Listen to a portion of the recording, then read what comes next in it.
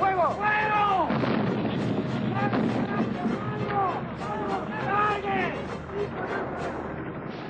Las operaciones nocturnas ejecutadas a partir del 11 de junio de 1982 sorprendieron a las fuerzas argentinas. El 11 de junio, cuando entramos en combate, casi cuerpo a cuerpo con los ingleses, fue el 11 de junio. Y empezó como a las 11 de la noche. Porque el armamento de ellos era con rayos infrarrojos que nos veían, dice, pero nos veían clarito. Aparte que nos emboscaron, como que nos metieron adentro de una bolsa y quedamos encerrados ahí y no veíamos nada. Nosotros no veíamos nada. A mí se me enfrentaba un compañero y yo no lo distinguía si era compañero mío o era inglés, por cómo estaba el clima. Toda una llovizna, una nieblina que no se veía nada. Basta, dije, no tiro más un tiro, porque estoy tirando y mato a un propio compañero, digo, no. Ahí muere el subteniente y muere un cabo primero, un cabo, pero después los otros suboficiales se fueron todos, dispararon para atrás, se iban para Puerto Argentino. El teniente coronel Jiménez, que era el jefe del regimiento, huyó. Y con un cañón de 105 milímetros y un mortero de 110, la gente de artillería le empezó a tirar a las tropas británicas y se aguantó hasta donde se pudo, y doy gracias a Dios porque tuve un momento de lucidez cuando les grité a mis compañeros: vámonos de acá porque de acá nos matan a todos, y no hicimos más que bajar la montaña y cayeron 2 piezas de artillería donde estábamos apostados nosotros. 4.500 soldados ingleses, precedidos por incursiones aéreas y navales, atacaron Monte London y Dos Hermanas, rodeando Puerto Argentino. Los ingleses controlaron la región y tomaron prisioneros a cientos de reclutas que habían peleado hasta las últimas consecuencias. Se me asomó un inglés y me vio que estaba vivo. Yo dije, chau, acá me mata. Pero me hace seña que saca para afuera del pozo, me empieza a revisar y después nos llevaban caminando, como bajando la montaña, pero no había nadie. Lo único que veíamos, compañeros muertos, no quedaba nadie. Ellos de ahí no avanzaron mucho, porque la artillería nuestra les seguía resistiendo y tiraban donde estábamos nosotros, porque sabían que habían tomado el Monte London, entonces tiraban arriba de nosotros.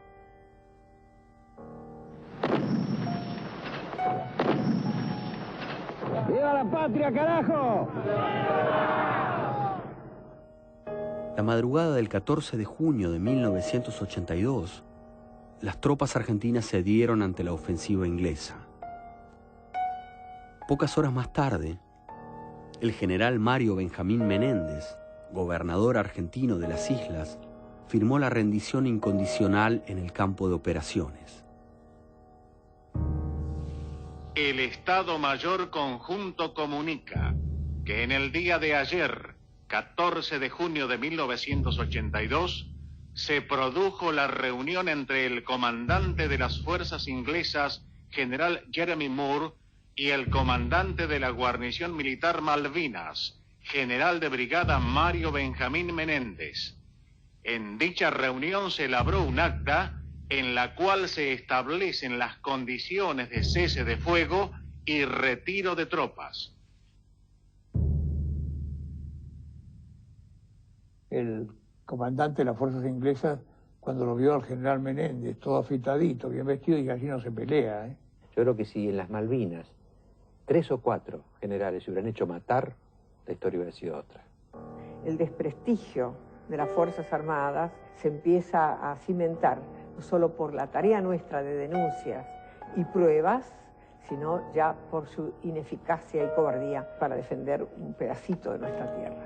Sentí tristeza y un alivio cuando me enteré que se había rendido el general Menéndez, y ahí fue cuando desarmé mi fusil, le saqué el percutor para que quede inutilizado y lo dejé tirado a un costado. Ahí abandoné, dije, acá la guerra terminó para mí. Me acuerdo que el mayor Carrizo quiso formar una fuerza como para ir a defender la casa del gobernador. Basta, dije. basta. Después de 74 días de ocupación, las Islas Malvinas regresaron a dominio británico. En el teatro de operaciones murieron 285 soldados ingleses y 625 argentinos. Yo estuve prisionero de los escoceses. Yo no puedo hablar mal de los escoceses. La primera comida decente me la da el enemigo en el buque. Y me acuerdo que me estaba duchando y me acuerdo que el escocés me golpeó la puerta y me dijo, rápido. Yo salgo y le hago así, 3 months, que hacía 3 meses que no me duchaba. Y me dijo, ok, me dejó un rato más. La satisfacción más grande fue ver que los tiras, nosotros los tiras le decíamos a los suboficiales, ver que los hacían limpiar el barco. Y a nosotros no nos molestaban. La derrota de Malvinas termina con el partido militar político en la Argentina, que fue el mayor influyente en la política durante medio siglo.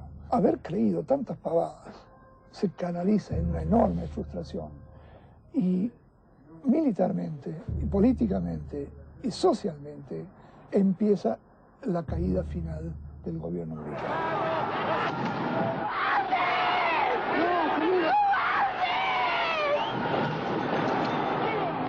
La derrota militar descubrió el engaño informativo y las protestas sociales volvieron a ocupar las calles argentinas. Los militares habían creado una guerra para perpetuarse en el poder y habían sido atrapados por su propia red. El grado de disolución del régimen, la corrupción, las intrigas internas y el delirio asesino habían determinado el fracaso militar, político y moral de la dictadura. El proceso de reorganización nacional que había arrastrado a la sociedad argentina a la peor crisis social, económica y moral de su historia, había terminado.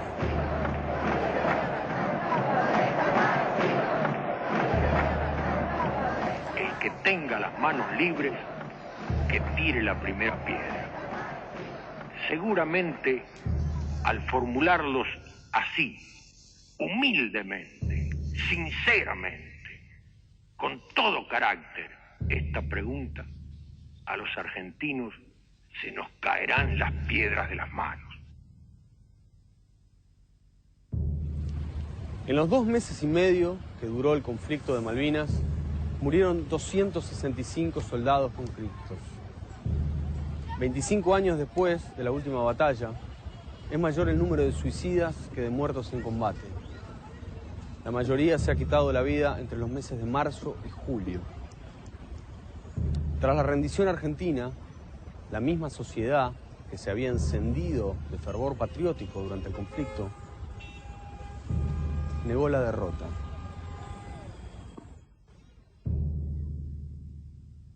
Es por todo ello, y de acuerdo a lo dispuesto en los artículos 400 y 401 del Código de Justicia Militar, que el Tribunal, por unanimidad, falla, condenando al Teniente General Jorge Rafael Videla a la pena de reclusión perpetua, inhabilitación absoluta perpetua, accesoria de destitución y pago de las costas, condenando al almirante Emilio Eduardo Macera a la pena de prisión perpetua, inhabilitación absoluta perpetua, accesoria de destitución y pago de las costas, condenando al brigadier general Orlando Ramón Agosti a la pena de 4 años y 6 meses de prisión, inhabilitación absoluta perpetua,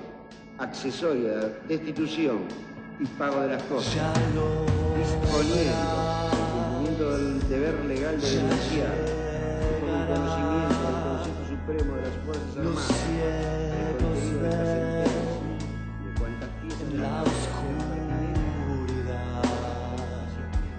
es una ley.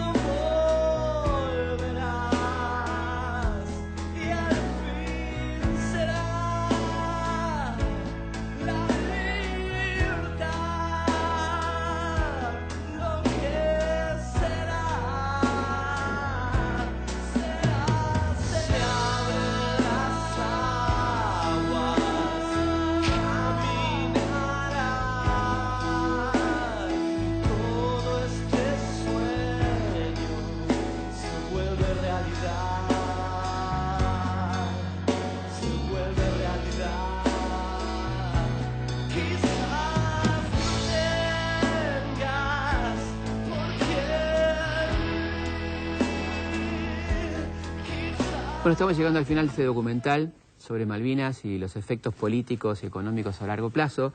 Evidentemente tiene que servirnos cada vez que vemos esto para analizar qué fue la dictadura militar, ¿no? Sobre todo cuando todavía escuchamos voces de gente que dice que vuelvan los militares, evidentemente en un acto de irracionalidad absoluta.